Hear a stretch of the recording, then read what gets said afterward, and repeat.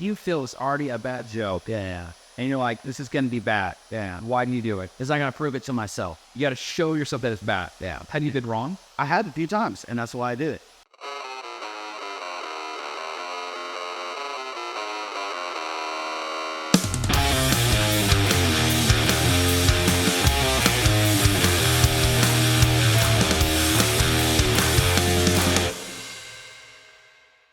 So this is haircut number 2. Haircut number 2, man. I'm excited. Number 2, I'm sipping a coffee because it's that time of the afternoon when I need to really uptick my intake of espresso. So I think there's 4 shots in here. I heard you say it the other morning when we met at the gym that you were on cup number 14. I usually max out around 14. By the way, it was funny to run into you at the gym. Yeah. I just love that you were on the Stairmaster. Okay.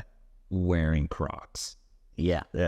I'm convinced you don't own any other shoes because every time I've seen you, either here at the house, cross town at the gym, or on stage, you're in Crocs. Yeah. That's kind of been that's by design. By design, yeah. I thought they're just really comfortable. They're amazing. And what I did, for me, it was like when I quit building power lines. So the reason I started wearing Crocs, and I've done comedy for over 5 years, and I've never stepped on stage without a pair of Crocs. It's like your lucky blanket. Kind of. But what it started was I'd build power lines all day in steel toes. And steel toes are wildly uncomfortable to a certain point. To help get myself out of the work mode, like take off your work clothes and go into what was play mode and going on stage and doing open mics, to get myself comfortable, to forget about, if I still have my steel toes on, I'm still like in work mode and I'm still like either tired. There was something about taking those off. You put a good pair of Crocs on and you just feel loose and you feel silly. And it would help me get me into the moment. And I've carried that on. Now I'm being hard-headed about it because there's stuff that like I'm filming something big or I'm going to the mothership and there's people definitely, they're like, I mean, in some ways it brings a little bit of unprofessionalism. But I'm like, hey, if you think that, like you're thinking wrong about it. Are you playing at Mothership? So I've done 4 sets there now. Nice. So between open mics and callbacks, that's a place where like somebody got asked to not wear slides. They didn't tell me anything about it. Yeah, it's me, and it's closed-toed. I think that's important. People don't need to see your toes when you're on stage. There are some nasty as fucking feet out there. Dog, bad, dude. And I mean, I try to keep if you take a peep at the old. I mean, they're not great. There's hair on them, so that's well, quick waxing job. Well, I think they're foreign bodies of hair because it's from my head on that one. They make me feel comfortable, and they're a great pair of shoes. They do make you feel comfortable. I just know that there was like some cool looking Croc that came out. I was like, okay, I think I could get myself wearing those. Well, I mean, these right here are about as high tech as it gets when it comes to Croc. It wasn't about the high tech. It was just something that didn't really quite look so Croc-like. I love that you have the Harry Potter. Oh yeah, that's for my somebody. Yeah, it's for my bit. Somebody brought it to a show. I had a they them one on this side. That whole Harry Potter thing, it's so funny. I would never have thought of redneck fan fiction. So haircut number 2. Yeah, hair's clean this time. Last time we had to like wash the I'd coming back. I'd just come back. We literally washed the racetrack out of it, and you shaved the mustache, man. Yeah, mustache is gone. I do it every once in a while. I think it's just it gets to the point where it's so bushy and big that I'm just like, no, I look old.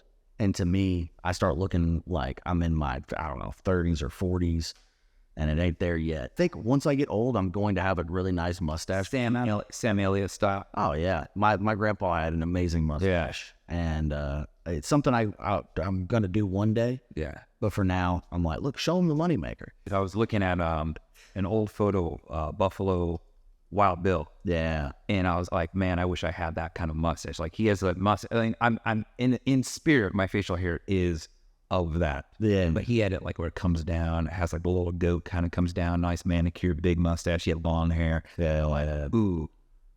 If I was going to be a cowboy, I'd want to be that right there. That guy. Right. Yeah. We took the sides short. Yeah. Just kind of worked the top into the back. what was working out for you? What has not been working out for you? Man, putting the product in, sopping wet. Yeah. And then I use this curl cream vertex. I know. Yeah, I wanted to play around with it, but never used that one. And it's a conditioner, so it's not like an. You just use conditioner. This is the only thing I use. Okay, just you put it in and let it dry. And just let it dry. When I'm on my way to the club, I don't have AC in my truck, and so because I'm trying to work on selling tickets, so I get me a nice car. I just know an AC fixed. Oh, it's you have to for Texas, but for now I have to roll down with my windows down, and so I kind of leave it wet, and then on my way into town it's like 20 minutes, and if it starts getting like way too blown out, I'll just roll up the windows a little bit, and if I have to, when I get to the club, I'll wet it again, just lightly, wet my hands 4 or 5 times. Yeah, do this a little bit, it'll reactivate it a bit, but I mean, dude, it just falls. It's just been falling into place. Well, I don't like this kind of blown out look. I want it tight. I want tight curls in the back. All right, so let's hummus again. All right, so if you want to have more tightness, right, in your curls, few things. One, length is going to affect that, right? And it's a simple gravity, right? The longer something is, the more weight it becomes, which means it's going to get pulled down because of gravity. Yeah, physics. Now, if I go through and make this a little shorter, right, it's going to spring up.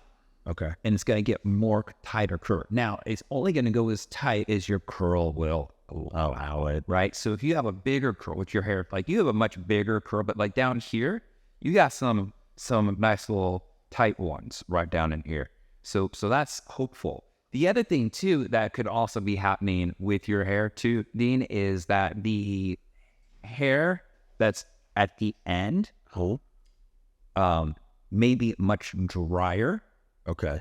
And when hair gets dry and it doesn't have moisture, it's not as responsive. A couple of things you could be doing is, one, not washing your hair as frequently with like what? I think I'm doing that. Okay. The other thing is rinsing your hair and then applying conditioner in. Okay.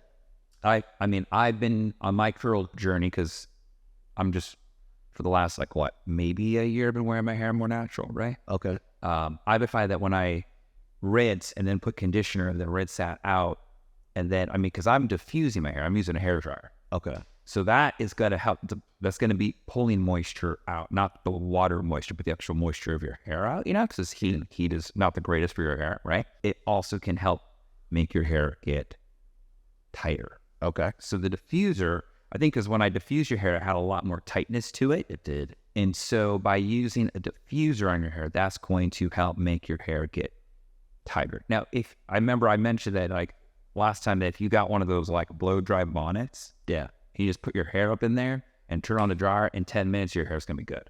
Okay. So you could just be sitting, checking, responding to your DMs, sliding into others, in your Topo Chico, and then you'd be good. Okay. A hair dryer doing that, the quality of it's not gonna matter. Okay. You just need to make sure that you can put that blow dryer on a low speed and not the highest heat setting. So if it doesn't get that hot, to begin with, you're fine. Okay. But if it's like my Dyson, which will get really hot, you need to kick it down a notch or two. Okay. But when I'm using the diffuser, I keep it all the way up. It's just because of the connection, that heat, the way it works, and there's no place for that heat to go. So I tried this out on myself where I actually put screw you directions. Yeah. I'm not listening to you. I'm gonna turn it high heat. I'm gonna keep the speed on high too. And man, I thought I burned all my hair off. Really? Well, I couldn't see anything. My scalp was sunburned. It was so hot. I had to take it off, and it was really. So what did I learn? I learned experience. I'm an idiot. Well, I knew that, but it was don't do that. So because when I keep this thing on my blow dryer pointing to it, which because it's right here. When I use that and it's hot, it's escaping into the environment. Yeah. But if there was nowhere to go, it would be really, really hot. Yeah. Okay. It's like when you have an oven and it's 350 degrees and it's really hot, but if you leave that open, it's still pumping out the same temperature to keep it 350, but it's escaping, so it feels like 200. Yeah. That's how a blow dryer versus the bonnet will work. Okay. So you want to get a curler. That's part of its styling, part of its cutting. So what are some of the things that you don't want to do? Was there anything that we did last time that you're you know what?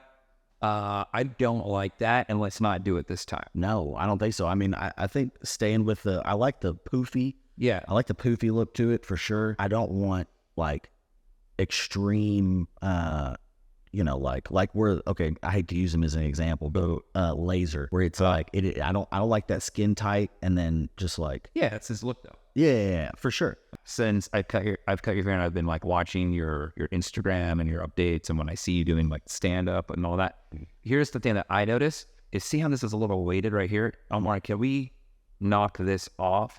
And then that's going to make your top look higher. Okay. Because these pieces are up here, and if you're styling your hair up, great. But if it falls flat, then these are going to stick out this way, and it's going to subtract from the poopiness. Yeah. Okay. So I'm saying if we just shave down these little pieces right here, okay, like right now, if you were to go on stage, your top part would look more popped. See how that looks? Yeah. And then you do this, and then it doesn't look as perfect. I like it. And then you don't mind if I have a little creative licensing to try and get these curls to pop here in the back? 100%. All right. What about the length?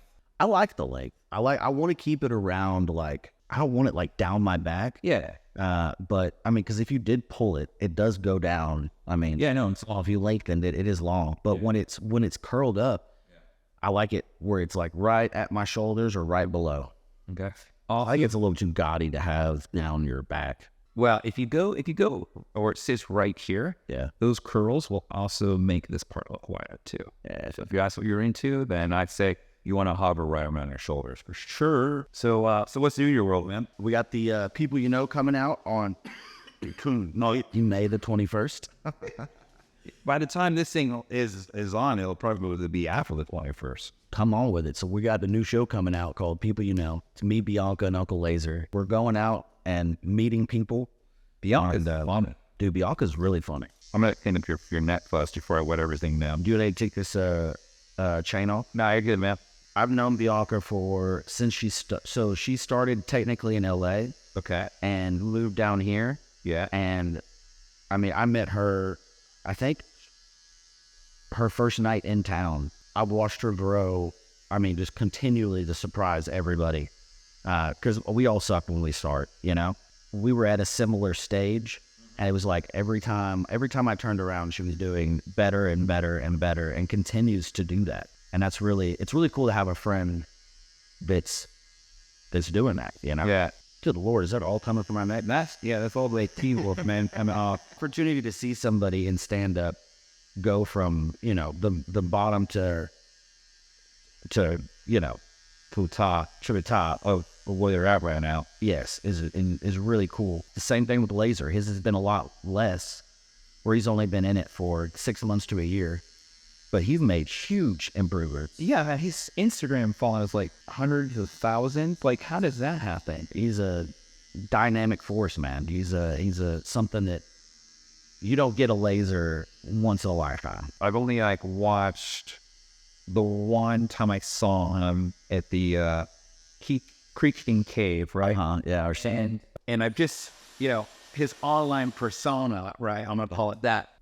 So I'm gonna reference another comedian. You can just tell me if I'm way off on this. Yeah. So with Andrew Dice Clay, that was a character he had developed based off of the guys he grew up with in New York, this like Italian-American machismo kind of thing, right? I suspect, and this is just my hunch, there's no separation between the online persona, the character, or the comedian you see on stage. I don't get that is a conscious, like, Andy Kaufman creation. I feel like that is like, maybe it's just like maxed out at 10 volume or up to 11, but like, I think that I just get that, like, that's just him. Yeah. He's authenticity, and I think that's what people say. Imagine Andrew Dice Clay being Andrew Dice Clay 100% of the time. Yeah. That's what I had. He lives around an 8. Okay. So like, I mean, on 10, it's just, and I gotta tell him all the time, like, dog, it's too much. You gotta. Even during this show, you can see, I think that's a funny dynamic on the show. I live with him, so it's 24/7, you know? If he's not on the road or something, and I've had a lot of my friends and comedians like, dude, that's gotta be too much to live with. And he's He's a good guy. No, I get that. I'm not, it has nothing to do about character. I was just saying that there is like, okay, so like I'm around a lot of guys in rock bands, you know? Yeah. And some of the people like are just really mellow, and then you see them on stage and you think they're just maniacs, you know? And then you meet them and you're like, oh, they're actually like totally not like this. Yeah.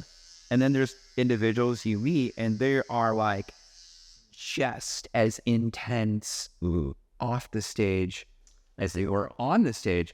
And I feel like from being around that, I was able to like pick up pretty quickly. I was like, this does not feel like it's a skit or an act or like a bit he's just playing into for a camera and a stage like this. That's him, and he loves every bit. Oh yeah, and I think that's what people fuck with is authenticity, especially today's era. You know, we touched a little bit about that, like, and it's funny, like that conversation left me really thinking about, you know, you're gonna find your tribe somewhere. Yeah, you know, everybody joins a band in his life. Yeah, like it may take you a little longer to figure out where that is and who it is, and it may be like the most unlikely people. Say you never maybe gave the time of day with. You're like, oh shit, these guys are actually ain't that bad. Yeah. But I think that if that's something, I think everyone's afraid to be themselves. They are. And it's weird because I feel like that's like the juxtaposition right now in society is like, there's like this meme. It's like, be who you are, be your authentic self. Yeah. But don't be at the same time, but be the authentic self that we approve of, whatever that is. And I think that we approve of it changes like from your group of friends or your family. Try to be who people want you to be. You're gonna drive yourself crazy. Just like, hey, look, I'm just gonna be me, and every decision I make could be a bad one. Yeah. And you know, you learn from it and move on, and you grow. You need to get like a nice softy tingling brush. Okay, that's what it's because what it does is it helps take out those knots a little bit more gentle. So what happens is when you rip through a knot, the hair snaps, right? And then where it snaps, it likes to collect other hair. It's like Velcro. Oh, so then what happens is more hair, then you keep ripping more. You understand the vicious cycle. Yeah, and that's what happens. Like this soft bristle brush is like really awesome for not having the knots. Dude, when I see the hair disappear, it's like, who is it? It's like that photo you posted of you when you're doing line. Oh, line work, yeah. I was gonna say that photo of you doing lines, but that doesn't sound right. People get it. Yeah, people are like, well, you know, me as a comedian, I wouldn't be the first comedian. A mullet. I also know that you drive. I do. Yeah, you drive across the country for now. I might have quit again. Well, the point is when you drive late at night, have you ever been driving and looking at that night sky and that something just, you've seen any unexplained paranormal activity in the sky? Yes, I have. I really want to know this because I grew up loving the X-Files. Yeah. So every time I meet somebody who's a truck driver, who's ever worked in the Navy or pilot.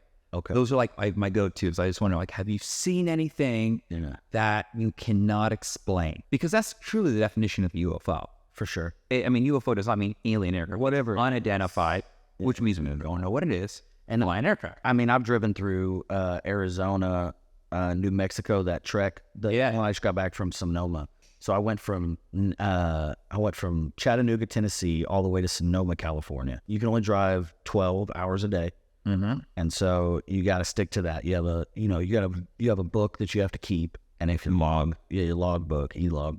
I was working with an e-log. I went back to paper book just because it's a lot easier. So you kind of decide if you want to drive at night partially. The problem is it gets to the point where like probably past 8 o'clock, good luck finding a place to park your truck. And if you keep pushing past that, now you're illegally running. What do you mean you're illegally running? Past your 12 hours. Oh, okay. I don't remember there being like a time you couldn't drive the trucks. No, you can drive anytime. But that's what I saw, yeah. There's a ton of times where it gets to the point where it's like, there's literally nowhere to park. Yeah. Every truck stop is full. Every rest stop is full. And you can't park on the side of the road. You used to do that at one point, right? Technically you have to. But if you've got, you're not going to get any sleep. if you're parked on the side of the road because you got 18-wheelers whizzing past you and moving your cab all night. You also have the potential of a cop coming by and be like, hey, you can't park here. Yeah. And you'd be like, well, I'm close on my log. And they'll be like, all right, we'll sit here for the next 2 hours till you can drive again and then get out of here. Yeah. And it's like, well, that's not safe either. Waking up at 6 a.m. and driving and then taking a break during the day and then driving at night. So I see a lot of shooting stars. Yeah. And I know what those look like. Exactly. And so there's a lot of times where I'm like, okay, was that a shooting star? Was that, I probably had over 5 years of doing it. I probably have 100 of those that I saw. Yeah. Now there's ones every once in a while. I've probably seen 4 or 5. Yeah. It was like, what the hell was that? I know a shooting star and that was not a shooting star. Or if it was a meteor, And then you go online and look up. What I do is like next time I stop, like, here's the place I was in. Was there a meteor passing over this? And no. So then it was like, okay, what was that? One of them, I think the most, I was traveling to Sonoma, and I was where the Great Divide is. What's that? There's this like giant wall of like a plateau or something, I think. It's called the Great Divide. It's what state are we in at this? I think it's either New Mexico or Arizona. Okay. Outside of one of those. Is that considered the 4 corner states? Maybe. I think that's might be what it is. And that's maybe where that whole thing is. I wish I was more educated in that. I was driving, so there's just like a stretch of road that's like, I don't know, maybe 100 miles, and you don't have anything out there. Yeah.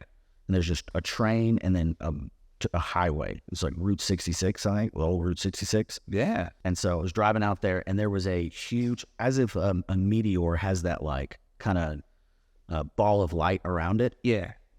And something similar to that. I looked, and I'm in, there's somebody in front of me. And so I'm watching, and I look, and I see it come like that. Yeah. And then I take my eyes off, I go back, and it's gone. So it could have just burnt out. Could have burnt out. Well, about maybe 3 seconds longer, I look back, and I went, what the hell? And I'm looking where it was. Yeah. I look back, and I look over here, and it starts again, and it continues. Well, that's strange. And then it goes up. Yeah. And then out and disappears again. And I was like, what the hell was that? That kept me up for another, I could have stopped like 2 hours later. And I was like, just thinking about that and running through. And then I immediately just put on Rogan's one of his alien episodes. And I was like, I'm going to listen to this and see, if they get any answers from it. Did you? No. That's not how a comet works. Like, it doesn't burn out and then burn back in. I've had somebody explain to me that it could have been like, it burning in to like an asteroid had broken off as 2 separate pieces. Or like it was an asteroid shower, and that there was that one and there was another one coming in at a similar time because they're all within the same Yeah. There's those, but like even the aura of light around it, the only reason my brain went to comet was because that's the only thing that it's got. Yeah. As an explanation, I've seen comets before, and it did not have the same light or like explained. Yeah. So that was the weirdest one, I think. And I've had a couple in Alaska when I was there. I wasn't trucking, but I was hunting with cousins, and I had a couple different, like the light comes in as if it's a comet. Okay. But then it stays in the same place. Like it comes in and then it just kind of hovers.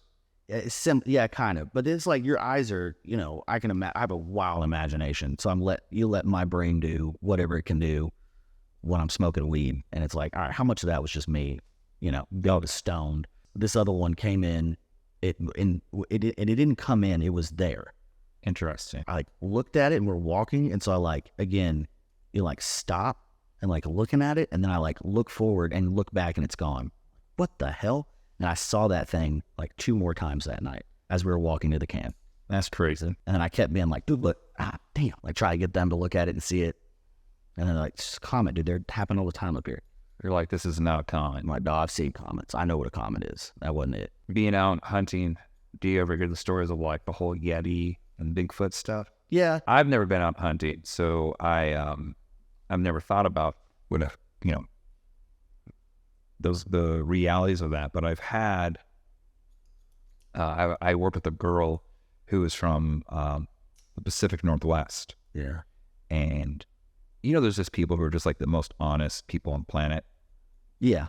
That's her. And all of her friends, they grew up hunting and outdoorsmen. Like, they know, oh, you can't eat that berry, but you can eat that berry. Like, they'd be out in the forest. Like, they knew their shit, right?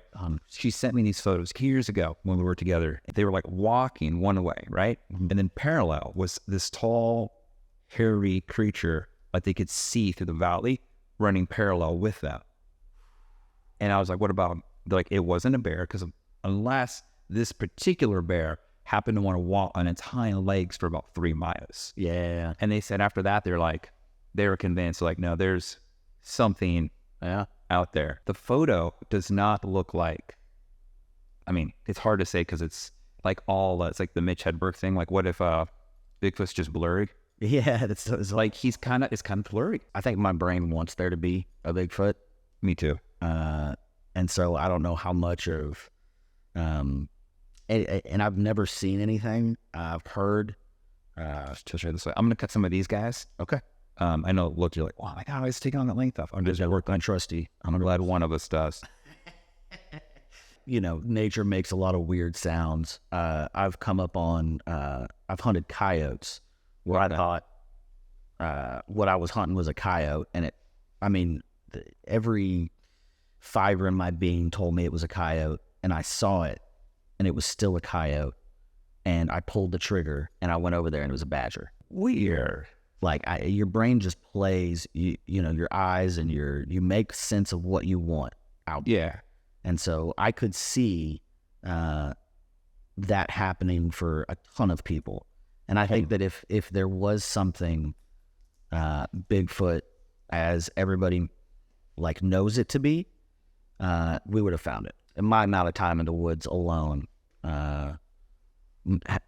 makes me not believe it as much. I just become wary of it. But now if there's something that we don't know, like a second plane of existence that has beings or creatures that live alongside us that our psyche can't handle or see, yeah, maybe so. It's getting into a lot of hippie. Let's get into, like, my people would say, mumbo jumbo. And well, there's that whole movie called "What the Bleep Do We Know?"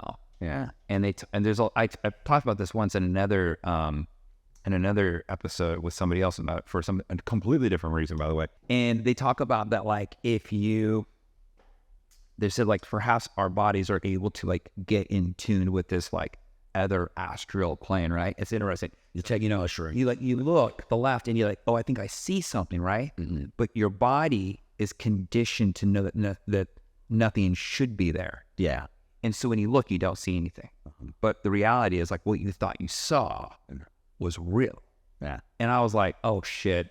Like, the last thing I want to do is be, walk around my house alone and be scared. But I have a story about that. Okay. For anybody who ever has been out to Temecula. I was born in that area. Really? California? Oh, Temecula was when I was... Temecula. Yeah, no. Temecula, California, right? Moved out there, I was 10.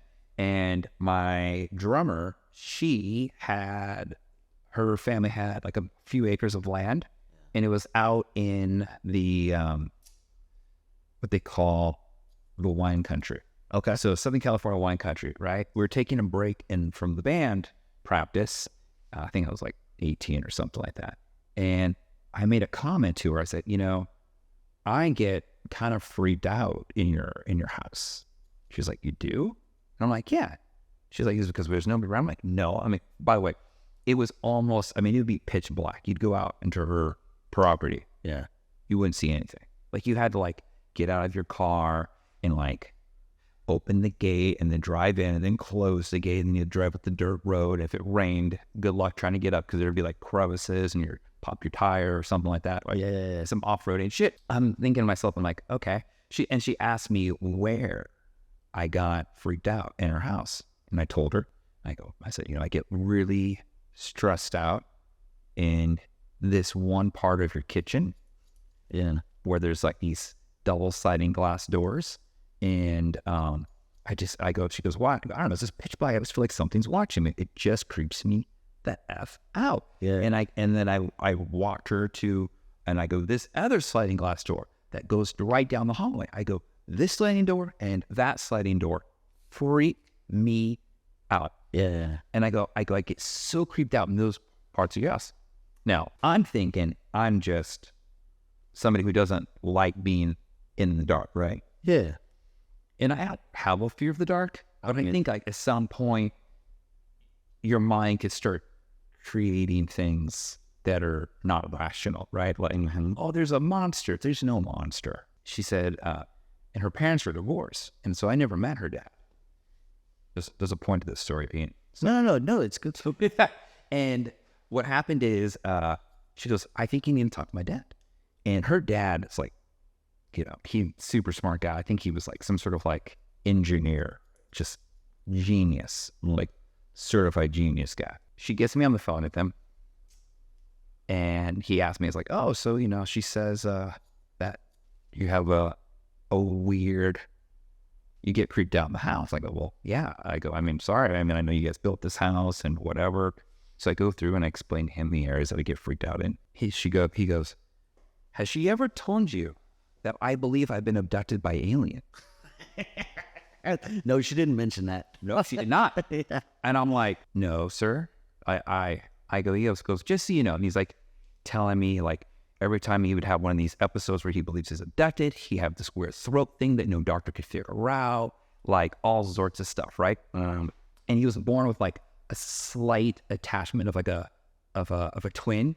And so he believes that because he may carry the gene for twins, which some people believe if you've been abducted by aliens, that there's some like twin genetic thing or whatever.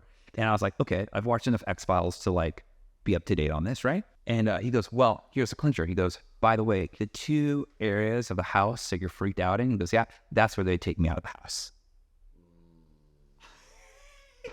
It's creepy. Ever since then, I'm always like looking to the skies. So I'm like, if I am ever like traveling, I'm in a hotel room and I feel odd, I always go back to that conversation with my my older drummer's dad about that, because now it makes me start freaking out. I had a dream in a deer blind. So a lot of deer blinds, deer leases, you have a blind that overlooks a feeder, right? Yeah.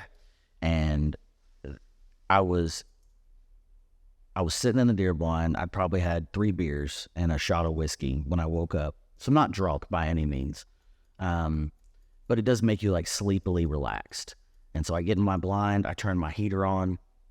We had a heater in there, and I got a little propane heater that I use. It's down to like, 30 degrees, and try to be comfortable while I'm deer hunting. I sit in the blind, and I kind of like, I always do a thing where I put my hands down like this, and I have 3 beers left, and I'll usually drink those after 10 o'clock because I'm waiting for somebody to come pick me up in the blind. And they're good. 3 beers is a good amount of waiting beers. Got a happy buzz going on. I just kind of like closed my eyes, and I'm like shook and awake by the deer feeder being just flooded with light, like a spotlight, like a big spotlight being on it. Yeah. And I am like asleep when it happens. Yeah. So I wake up and I look at it, and I'm like, what the hell? The light is there for maybe it could be an eternity, 5 seconds. Yeah, it just felt like much longer. Yeah. And it goes off, and then I'm like, in my thought, I'm like, oh, there's somebody out there, or like maybe somebody's like just walking along and they've like flooded the light, and then I start to like calm down, and then I can move, and then I start really looking around. I grab my binoculars, I start looking around, can't find anything. And I'm just like, what the? And then I, drink the other 3 beers, and then I'm sitting there. Because now you're going for you're going for drunk bravery at this point. Like, let's get out there and just figure it. But then I'm like, God, it was probably Austin walking around with I don't have cell phone service, so I wait till he picks me up. And I go, was one of y'all, I was like, were y'all out walking around or doing something? He goes, no. All right. Well, I had this happen, and I explained it to him, and he was like, that's freaky. So we get back to the deer camp, we tell everybody about it. And they're like, it must have been some hog hunters that were out late and then just like shined on the feeder and was kind of like looking around, didn't know you were in there, and then left. I was like, that's true. That whole weekend, every time we went to the bar, we're like, hey, if y'all hear any hog hunters, like, because they're not supposed to be there. Yeah. And so it's like, if they were there, surely, just another one of those things. It's like, I doubt it was hog hunters. Yeah. You don't think Probably colors. I don't, in my head, I'm like, the more that I kicked it around that weekend, I was like, why would they be out at daybreak? They hunt till like 4 a.m. They don't stay out till 6. And if they did, number one, I would have heard their dogs. Yeah. Nobody heard dogs that whole weekend. They're bay dogs, so they're making a ton of noise. Yeah.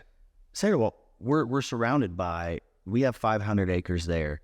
The rest of the land it's in Llano, and it's surrounded by an old guy that like has his land and he runs cows. Yeah.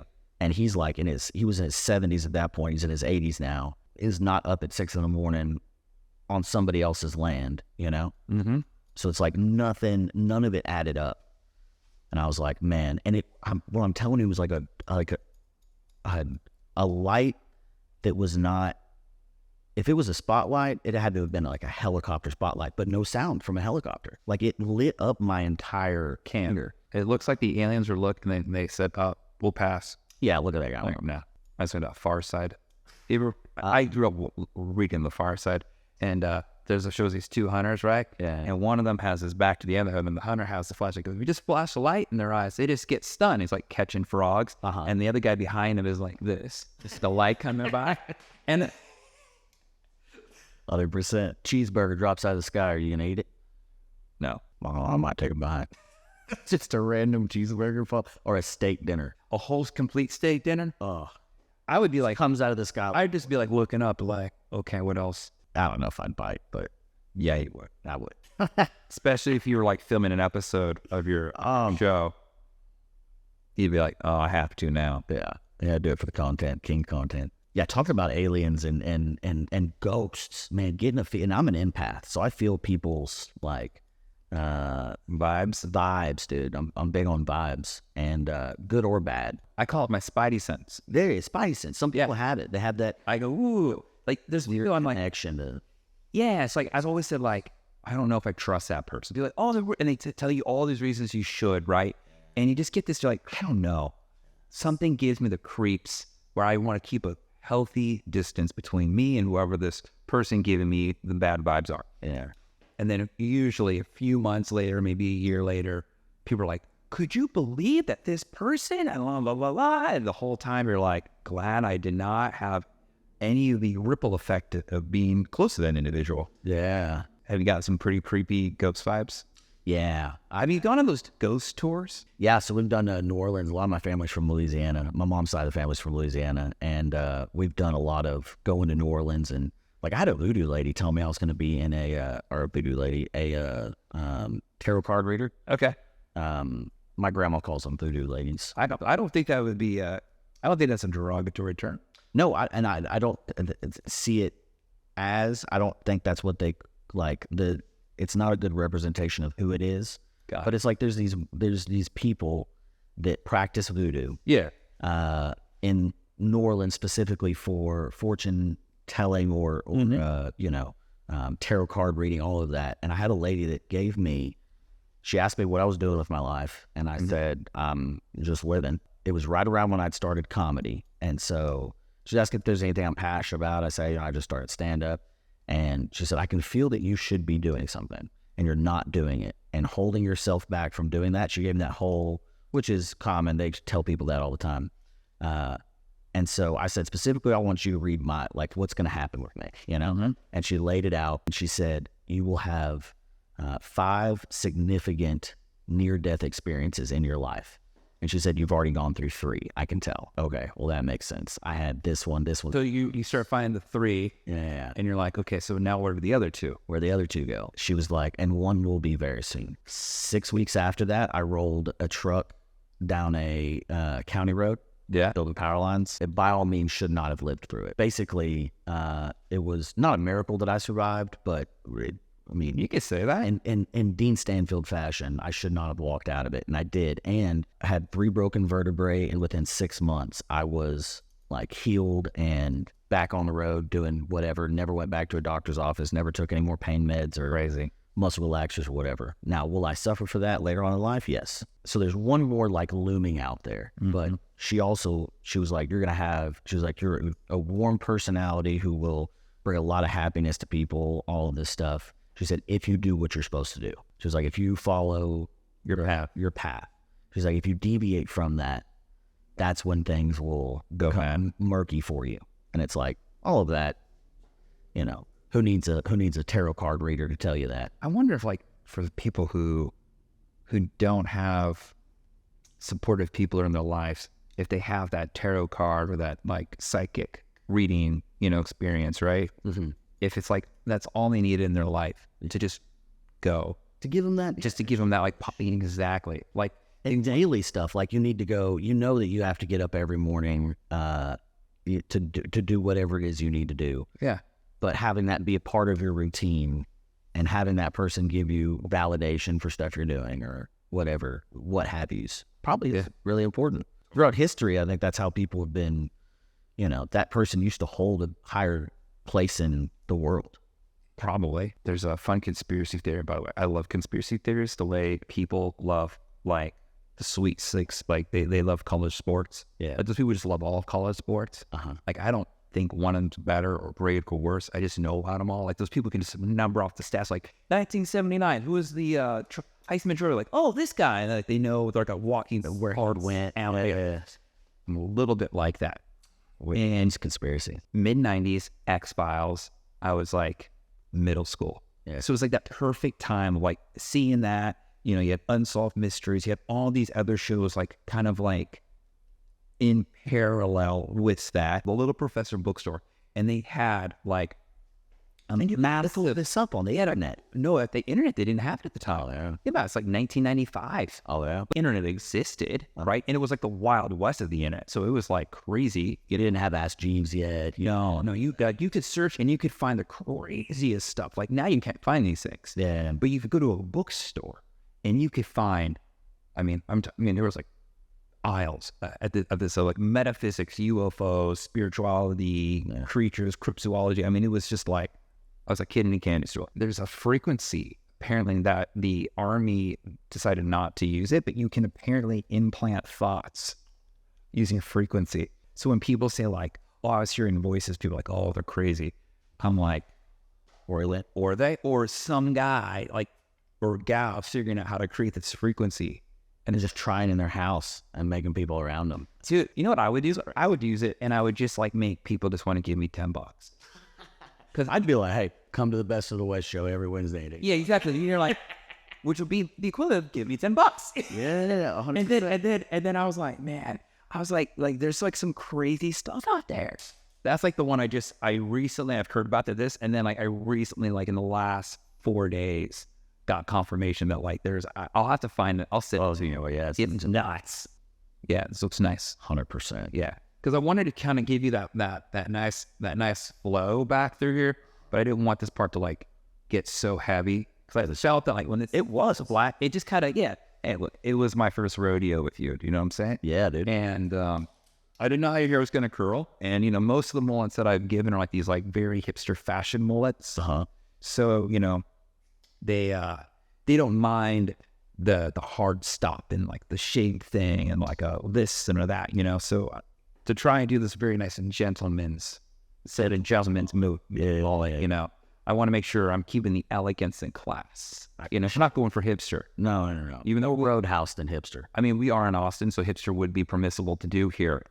But I want something that people look and they go, that is a very well maintained curly mullet. Okay, so in the topic of ghosts, I do think there is another plane of existence that people are stuck in. I believe they call that purgatory, right? I think there's purgatory. Okay. I don't know if it's the Catholic version. I don't know if it's, you know, the Celtic version. A middle ground where people just get trapped. Yeah. I've been to too many places that I've felt presences of people. Yeah. And either they've, like, my uncle's trailer I stayed at for 8 months in Florence. Italy? Texas. Oh. There's a lot of European cities. There is. You could do a tour. Paris and Florence, Texas, about an hour and 10 away from here. And that's where I, from probably 3rd grade through 8th grade, I stayed a lot. Who I call my Uncle Bill, is one of my dad's best friends growing up. Yeah. and he moved to Oregon for a little while, and they were on the road traveling, trucking. And so I was taking care of his place, the horses, the cows, and I was working in Georgetown. His great-granddad was, I think, German or Polish descent, came over here when he was like 6, and immediately lost his family and had to work in a logging camp and came up as a cowboy. Had a really wild life. Yeah. And he had these 2 pistols that he purchased when he was in, and I'm sorry if I'm messing up the story, Bill, if you're listening. He had these 2 pistols that he bought relatively young and carried with him throughout his whole life. And that's something big, It's a pocket knife. It's a mementos, heirlooms. And he had this box that they stuck both of them in, and had a couple pictures of him and a couple more mementos, like a knife and pocket watch. Yeah. They got it out of Bill's dad's house, and they put it in the trailer and they hung it up. I was there prior to them hanging it up, and then I was the only one that lived in the trailer after that. Okay. For about another 6 months. And as soon as that picture moved in, there was all kinds of weird stuff that's happening, and like a fiddle being played. He was like loved the fiddle. Oh, that's creepy. And played and was not very good at it.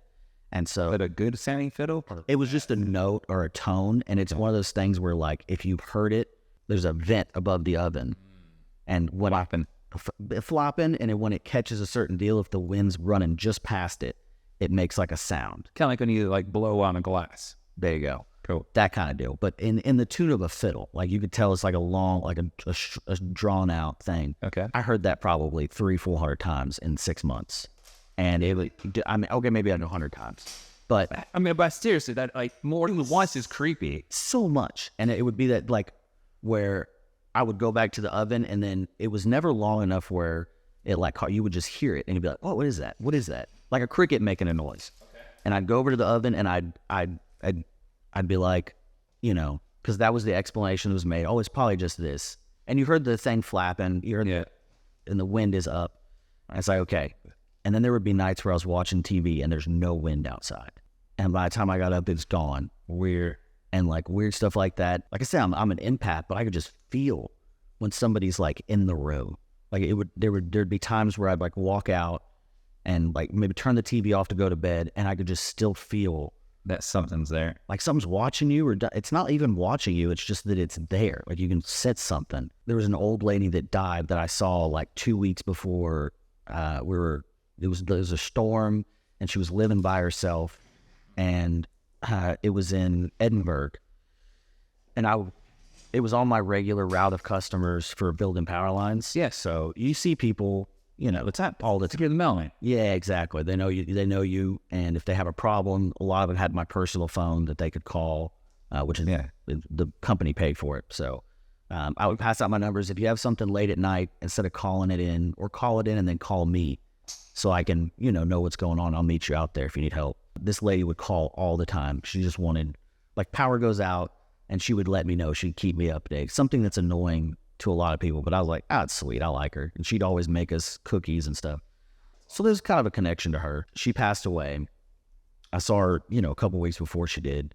And she passed away in that house. And we went to turn the power to, like, the family took it over. So somebody else is on the account, and we went to change the meter out. Yeah. And to do some stuff. We went over there, and I could I could feel that something was like there. Somebody was there. And I swear, we were out in the back working, just doing upgrades on the, like, replacing her, stuff, her lines going to the house. I mean, I swear I saw her in the window. That's creepy. I've never had any supernatural or ghost experiences like that. So like hearing those stories, like I've had so many people over the years of cutting hair tell me like, oh, I had this ghost story, or I don't know what it is, I can't explain it, and like the whole belief that there's a plane of existence, like from having a client who was a quantum physics professor, like having them like more or less be able to like explain scientifically like how that actually could be possible. Yeah. You start going, okay, now that I understand there's like this science, this theoretical science is like, can be proven or at least theoretically show. So then, like, it does make you wonder, like, what happens when you kick the bucket? After you get stuck there is like another this and that. So what do you think? What is your, without, I mean, I don't know that we can go into hours and hours of talking about it, but what do you think happens when you die? I don't know. Okay, so I just finished, by the way, I don't know if you know this, 2 nights ago was the season finale of The Sopranos. What? Yeah. I didn't know it was still going on. It's not. I just finally caught up. Oh. The ending scene, for those of you who've not watched it, you've had 20 years to do it. Pause this, watch all 6 seasons. Batch and they play. The way it ends, where it's just like a normal episode, and then it just stops, right? And there's a lot of like theories about what happens. Yeah. I think like, you know, like, do you remember what it was like before you were born? No. Do you feel like you missed out? Yeah. You do? Like all the things you didn't know existed. Yeah. Maybe. I mean, I do feel like I should have been born at a different time. I definitely have that where I'm like, man, it would have just been in the 80s. I missed it by 10 years. I missed it. I think like from 68 to 78 would have been like so fun. Or the era of like when Motley Crue, that whole Sunset Strip era of like LA. Like, I think like that would have been like an era I would have thrived in. Mm-hmm. Considering that I got to like experience the late 90s, early 2000s new metal scene of LA with like, you know, watching Linkin Park play, clubs and all that stuff, you know, like that was a really fun, magical time in LA. And I think that was like probably like a sliver of like these other eras. Yeah. You know, I don't stress out about it because I don't know what it was like before I was born. I don't remember before a certain age anyways. Yeah. So I just kind of think like, oh, well, maybe like you just keep, you know, I love the idea of reincarnation. Like, I like these ideas.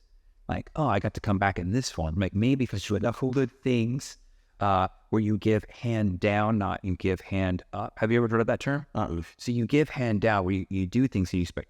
Nobody can give you anything back because your hand's not saying Giving anything. Exactly. Like, I could be like, hey, here's the money I gave you. I'm loaning you money, but like I'm expecting it to come back. Or I could like, go, here's some $20 in it. Yeah. Like, you don't have the option of putting the money back in. Like, there's no way for me to grab, right? So it's like this concept, like, do you give and do you live your life giving hand down, or do you do things that are nice? Yeah. Where you're giving, hoping something comes back. Exactly, hand up. I like that. And so I figure if you live your life giving hand down, you know, expecting nothing in return, with the idea of reincarnation, the way it's been explained to me from clients who have a really strong belief in it, you come back and, you know, you get to learn more lessons. Yeah. You know? And I really just think that like life is one big education. Yeah. I think you got one shot at it. And I think worrying about what happens after this really, because like, you know, you looked at, I love that you say that because I'm right there with you. Yeah. Somebody asked me, like, you don't care about what happens when you die? I go, look, I'm here. I'm going to make the best of it. I'm going to make as many friends. I'm going to hopefully bring as much joy as I possibly can. Yeah. And if there is some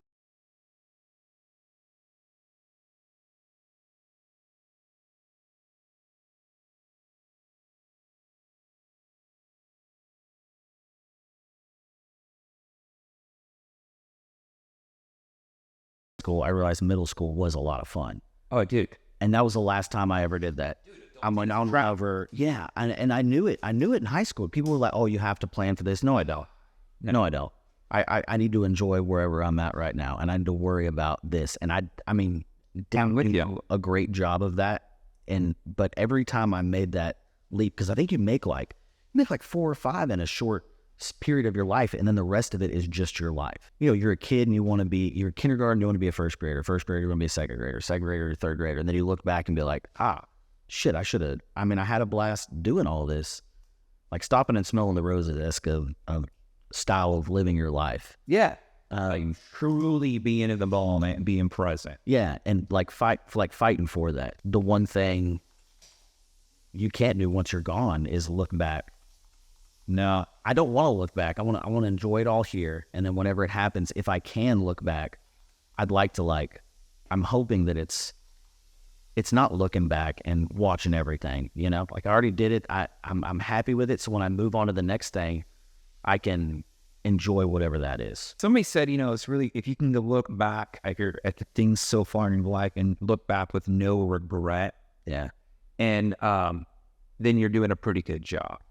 And I thought regret was interesting the way it was framed. They said, you know, it's not even the things that you did, it's sometimes things you don't get to do. It's, you know, like when I travel, it took me, I went over to Europe for like a month. I'm like in my late 20s, maybe I was like maybe 29 or something like that. I spent way too much money.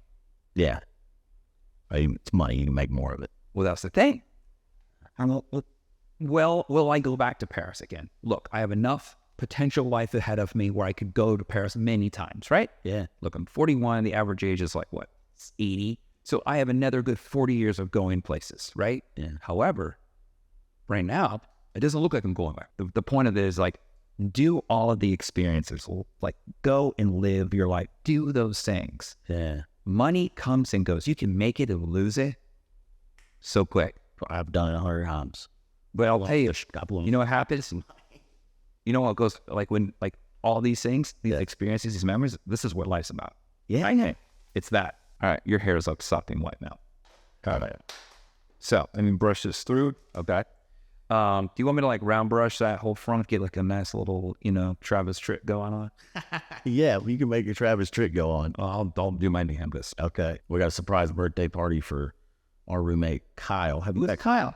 Oh, you got to meet Kyle. I don't know Kyle. I know Maverick. Okay. I had Maverick on. Oh, yeah. How was that? It was cool. Yeah. He's a nice guy. Yeah. We have, in the house, it's Kyle, Maverick, and Laser. All right. Do you want me to use your stuff? You want me to use the stuff I used on you last time? Or it's your call. I mean, I use that stuff every day. So that stuff's going in my hair. No matter what. No matter what. Do you want to try loose? Yeah. Loose might get it bigger. Yeah. All right. Full strap out. Can I go to the bathroom? Yeah, they didn't know how to do it because I'm going to pause this and I'll go to the bathroom too. And we're back. Bathroom break. Bathroom break. Look at that JB Mooney shirt, dude. The what? Oh, the shirt. Or JB Mooney. It's by Dale Brisby. Who's that? He's a hell of a guy. Internet personality. He's a rodeo cowboy. Okay. And he makes amazing content surrounding the rodeo world. That's a good way to put Dale Brisby. He's a handsome guy. Well, it was actually really interesting to find out that Maverick had done rodeo. Yeah, he was a bulldog. So yeah, and I also found out that he hates karaoke. I didn't know that. Oh yeah, his big fear is singing karaoke or something like that. Does he really? Yeah, I don't know. That is super interesting. Yeah, and I told him, he says like, don't put me up there. And I was like, okay, so like a fun night out of scaring the crap out of both of us and be throwing up on an open mic night, where I would be like, I'd probably just, you know, get arrested for saying some sort of inappropriate thing that I thought was funny at the time. Yeah. I probably would. I'd probably just freeze. And his was like, we could do that, and you could laugh at me, and then I could watch you do karaoke. And he's like, he did not like that idea. Really? Yeah. Okay, so here we go. So moose ball? Yeah, lots of moose. Okay. So the moose is gonna be should we turn the deal where I don't want to do that. Okay. I want to sit down and do this. Yeah. I don't want to, there's not enough room over where the camera is. That's true. All right. But I can describe what I'm doing is that your hair is, I resaturate it where if you listen, we're going to be real quiet. It makes this sound. Like you have water in your shoes. Okay. Like yeah. So you wash just in a puddle and it goes squish, squish, squish, squish, squish. That's what you want. Okay. And then you can put your product in, right? So some people, depending on their hair type, right, they may use a cream because their curl is so strong they need something to maybe keep the frizz under control, right? Okay. So that's where conditioner looks. I actually woke with a girl, and she has her hair really curly, like it's coarse, big, expansive curly hair. And she just puts conditioner in, like lots of it, and she just lets it air dry, and it's beautiful, right? And then there is gel, and gel helps kind of it has more shine and it gets a little bit more hold. So like maybe if your curl is not as regular and you need to manipulate it, you can kind of manipulate it, and then it's going to keep that fold going on. That's what I did last time. Mousse is the same way. However, mousse is really great for making the hair get bigger.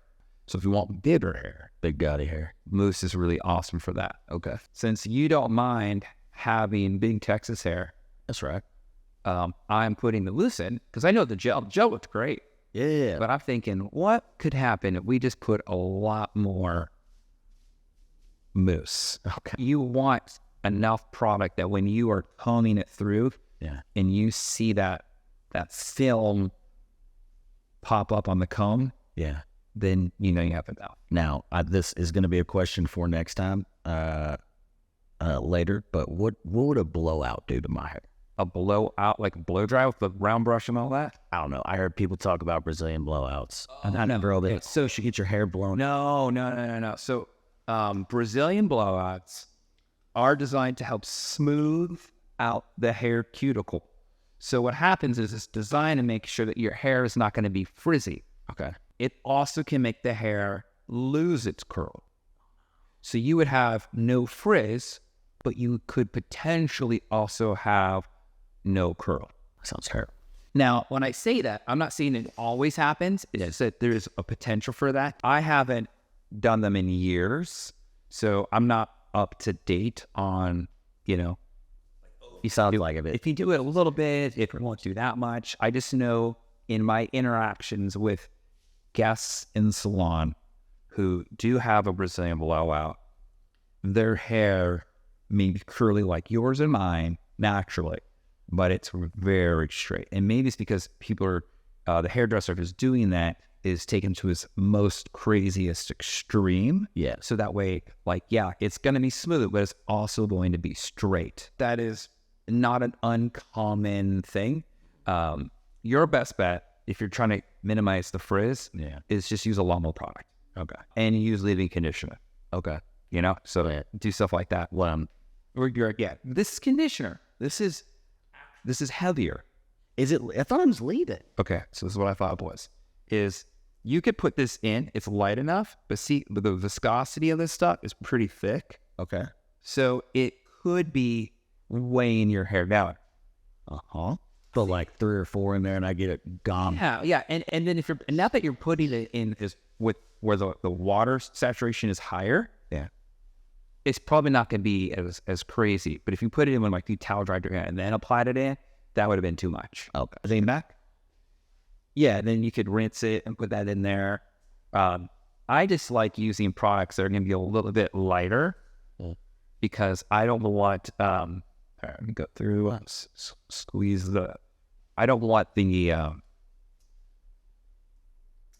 product to be weighing down. I want everything to be, so while I go through and put the mousse in, I'm squeezing the hair to get that residual water out. And this is going to help dry. And I'm moving my hands back on the sides because I want your flow to start, And then I'm going to start scrunching behind the ears, start from pulling your hair. Try not to look up. Cool. So now we have a lot more curl. Oh, another curl in the back. There it is, dude. It is curly. Oh, solid. Yeah. So do that, and I'm going to do what I like to do. And I like to do my little hairspray, which helps speed up the process. Yeah. Back to Brazilian blowouts. Want to hear a fun hairdresser story about Brazilian blowouts? Okay. When Brazilian blowouts came out, I'm like in my mid-20s, right? Okay. I did not know what a Brazilian blowout was. Yeah.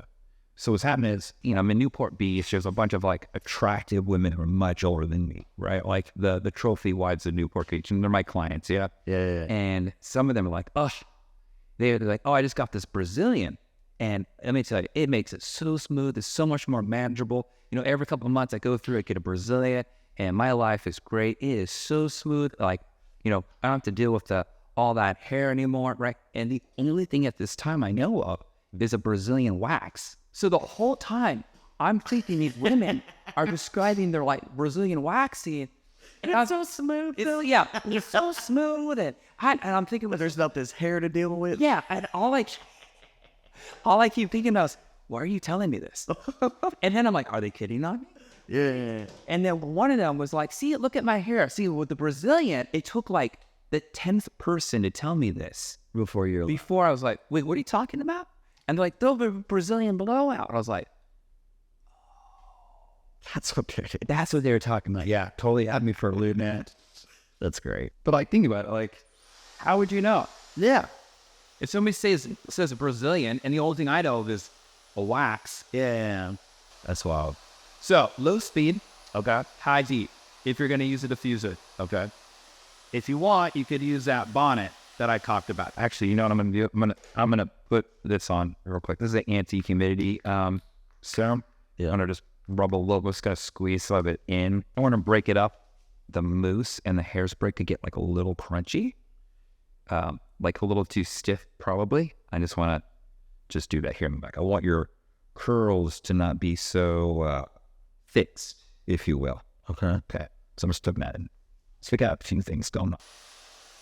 And I wonder how that... Did you see the bald spot last time? I don't know if it's a bald spot, but there's like, it's thin in there. Well, what is your opinion? with my opinion, Yeah. Is it thinning or not? there is a density change. Okay. Yeah, I was light. Hey, we're full out. Yeah. I know what's happening. Hey, but guess what? Yeah. Okay, so here's the thing. It's not uncommon for guys to have something like that, right? Yeah. It usually happens in two places, crown or hairline, right? I'd rather it be the crown. Well, with your hairstyle, you could cover it up real quick Okay. because you're just going back, right? Yeah. Now, there's a few things we couldn't be doing right now. Okay. You could be using like Rogaine, the cream, and that does work for that area.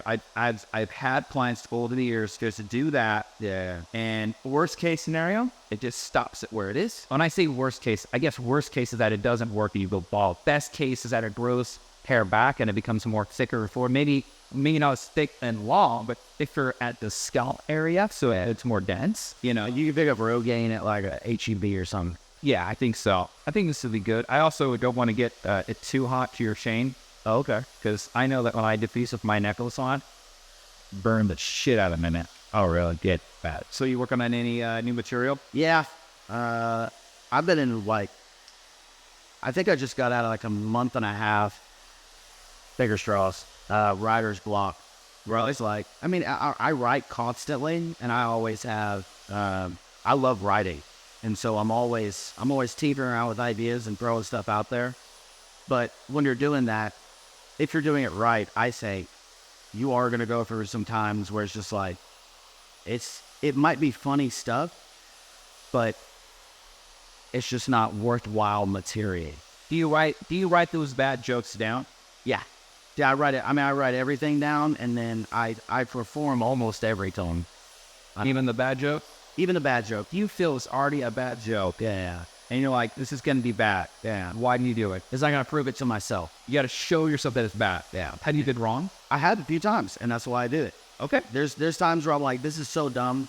Like, I would say I have a bit that's hamster cancer. Yeah, I see that. Yeah, it's a bit about just... It's only like, what, 12 million views on your... Yeah. And so I think it's only like 8, but... yeah. You have a couple that are in like the 7, 12 million views. Yeah. But when I did that one, I just thought, like, hamster cancer is a very just funny thing to say. Yeah, they're funny. That there's hamster cancer. And my dad, the story is derived from a conversation and veterinarian visit that my dad had. Really? Yeah. So, and it's, the story from what happened to where it is very different. And it's just a playful thing about there's like a happened. So there's like a truth of origin to this. Yes, in a way. Okay. But I kept trying to make that joke work for like 5 months, and it just wouldn't work. Yeah. And I was just like, I would say it, and then it's like the angles that I took were not funny. But if I thought of something and I thought it was funny, you have to trust yourself that it is funny. Yeah. And it's not just gonna be. It's not a perfect joke. Isn't just gonna fall in your lap. There's a premise that's funny, and you continue to work on it. And sometimes with me, if something's stuck in my head, I have to say it, and people have to not laugh for me to go, okay, that's not funny. If I don't get it out, then I'm going to be stuck on whatever that is thing that I said. And then I'm like, that is funny, I just haven't tried it yet. And then you try it, and people don't laugh, and you're like, okay, now I can move on or take a different angle on it. Has like the crowd participation sometimes changed the plan, course of action with the joke? Yeah, like they laugh at stuff, and like there's a lot of times, and none of it's out, but I have a backlog of, I don't know, 200 hours of videos of me doing stand-up, and I go through and watch them like videotape. Yeah. So if I have something that pops, or if it's, on an audio recording, there's times that people laugh at stuff, and then I'm in the moment, and I'm like, you can see it in my face where I'm like, oh, why'd they laugh at that? That's what makes me go back in the film and be like, okay, what did I say right there? Or why did I say it like that? And then add that back into it. Yeah, there's a ton of times where I'm like, I have a weird, this is just getting better at comedy. I've gotten rid of this a little bit, but you have to, like, I love the crowd being involved in the joke. Yeah. And you have to take that into account, that some nights people are just drawn, for people are just, I'm extra, Dean, I'm being extra that night. And so they're wrapped up in it, and that's why they're laughing. And it might just be because I'm smiling, so they want to laugh. Because I have like a mischievous grin going on. Yeah. And it's like, okay, was that funny, or was that just because you wiggled your head the right way and they laugh, And some people are just like funny.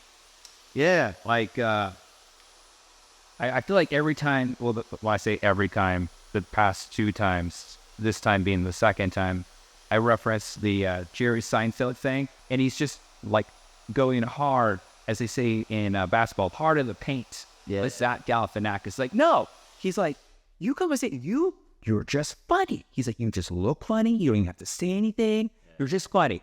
And he's like, well, I think it's great. So like, no, it's fucking great. Like Jerry is like basically trying to tell Zach, like, he has this beautiful talent of just some people who just have this, like, he's funny. I remember watching Zach Galifianakis when he was on VH1. Dude, and I was like, this guy's amazing. And then I didn't see him for the longest time. Yeah. And then when my buddies brought over this DVD of Live at the Purple Onion, the best. I tell everybody, like, if you like Zach Galifianakis, that right there is, if you don't like him, like, it's Zach Galifianakis, like, unfiltered. Yeah. The best way. Yeah. And the Purple Onion are two of what Elephant in the Room and Patrice O'Neill. Okay. Anybody that's just like, if you want to see just a work of art, and somebody being the most themselves, represented in a stand-up special. Cool. And authenticity, I think, is something that I crave. And so I really appreciate both those specials for that reason, because they seem 100% authentic. And Zach, like, I'm pretty sure Zach writes jokes. Yeah. But the way he's on stage, none of it looks premeditated.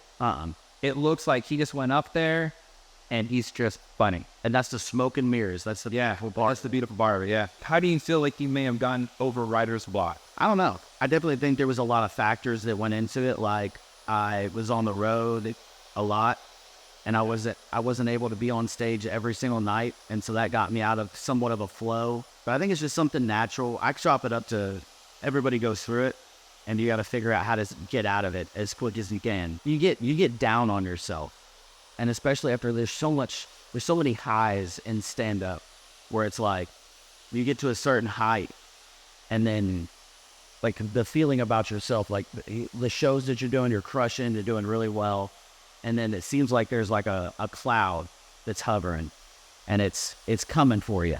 Something little happens and it takes that Jenga block out. It was very unsturdy anyway. Yeah, either you weren't believing in yourself enough or whatever, and you start to get depressed, and then that just takes away from your creativity. It's happened to me, I would say, in 5 years, probably about 5 times. It's like once a year, twice a year, maybe.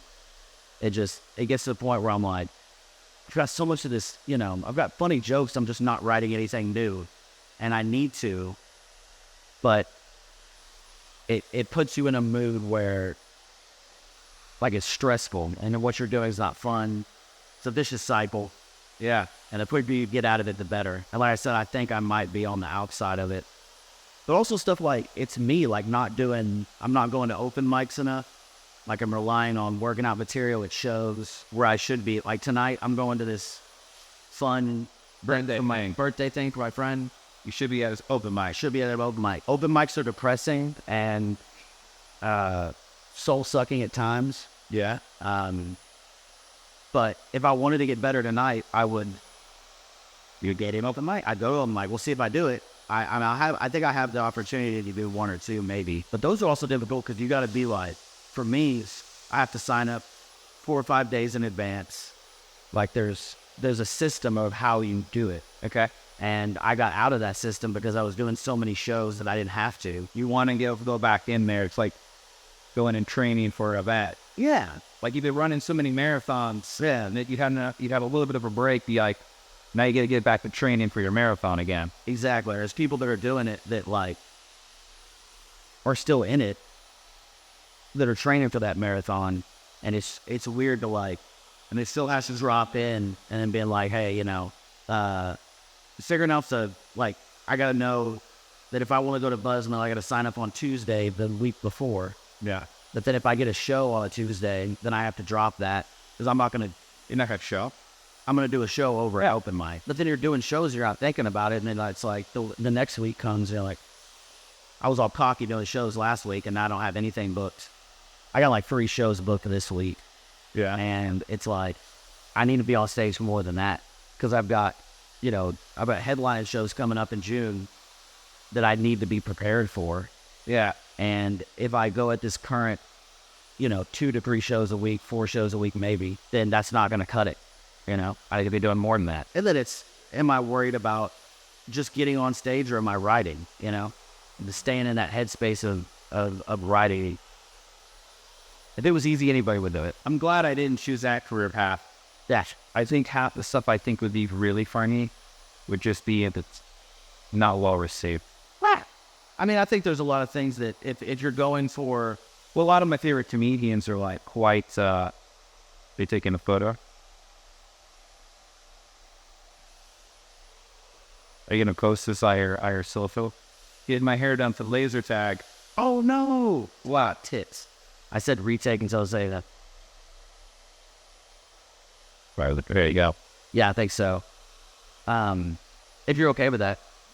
Do you mind if I tag you? Okay, cool. Yeah, and then we got that show, the People You Know stuff coming out that I'm like, I think that's going to do well for us. And it's going to be a way for us to get on the road and do, fun shit. More fun shit. It's like 3 friends are all comedians checking out the most random stuff that maybe you've seen it before. Well, I saw the trailer, right? So like Ren Fair, there's fishing, there's like hiding in bushes with guns. Those are things I remember watching, right? Yeah, the goose. The thing is like I know last time you were here, you told me that Bianca never shot a gun. So I'm assuming that's the first time she shot a gun. Right? Yeah. Who picked the Ren Fair? Laser. And then the fishing thing, you? Me and Laser. Okay. Because we both grew up with South Texas fishing in our, I mean, I can only imagine the other things that you guys have not filmed that are on your list that you want to do. Yeah. And this is the thing where like, well, this is just a proof of purchase, Yeah. Like, hey, this is the idea. We've got stuff on backlog. Like, between racing, cars and horse racing. Mm-hmm. And you want to go to the horse racing track and talk through, looking at, talk to the jockeys, learn the betting side of things. Laser's all into gambling. So am I. I don't love it as much as he does, but I don't know why that didn't surprise me. But there is like a wild culture around horse racing that would just be interesting. I remember being a kid going to the horse races. I remember there's somewhere in California, not the Santa Anita's horse races, but I think it was somewhere closer to where we live. And I remember my mom and dad and some friends we were all there. I remember not seeing any of the kids, by the way. I think I was the only child at the horse track. Yeah. And I was helping pick the horses because the name place show. Yeah. It's like, you like this name? I like that name. All right, we're going to go and we go to the front. What this on that? And I think we won money. And I just felt like, I think I was like maybe 6. Yeah. 6 or 7-ish. I think 7, maybe 8. Sorry, not 6, probably 7 and maybe 8. I just remember thinking, I knew I wasn't I knew I'm not supposed to be gambling. Yeah. But because I was able to help pick the names, I felt like I was doing something really wrong, which made it feel that much more exciting. It's like at an early age, I just knew this is cool. Yeah. My grandparents would give us lotto scratchers in our in Christmas and birthday cards. Yeah. So we'd get like a lotto. I remember like scratch. I want $14. You know, when you're 7, $14. Oh, like $1 million. Yeah, you're set. Tell me that's not $100,000. Yeah. No, yeah. Dean, how does this feel? Oh, brother, man, it feels amazing, and I can tell looking at it right now. You can It looks amazing. Here, take a closer gander. Take a look at that, dude. Look at that. Take a fucking gander. Yeah, that's exactly what I wanted. Cool, man. Yeah, it was just like I said, it was just kind of shaving off. Shaving. It's actually not shaving, but like there's like this little bit of hair that was kind of like coming over on the sides. Yeah. Like right up in through here. And then I didn't want to actually go through and round brush it or anything because I just thought of that. Thought 100%. You got your curls. You got those. That's me. Yeah, dude. So the people you know. Yeah. Is that the name of the YouTube channel? Like, where's it? People You Know TV. So you can find us People You Know on Instagram. People You Know TV. On YouTube. That's where everything will be dropping. Okay. You can always find it on my page, Instagram, Dean Stansfield, along with dates of shows. Best of the West every Wednesday, 8 p.m. And other content that I'm sure you could enjoy or not enjoy. But yeah, the people you know really look forward to looking at. I think presumably it's out in now. So go check out People You Know. Hopefully it's a multi. Hopefully you already know about it. Yeah, and it's already popping. We talked about it in the last one. Did we really? Yeah, you talked about. Oh, that's right. Because I mentioned Bianca. And I think her voice is funny. Yeah, it is. Her voice is like. What is it? Did I tell you last time? It's like somebody who smokes. What was it? It was like it was just funny. She a dolphin. A dolphin. Her laugh specifically is like a dolphin that smoked cigarettes for 30 years. Yeah, and chain smoking flipper. A chain smoking flipper. Oh, that's great, dude. All right, man. We're out of here. Later.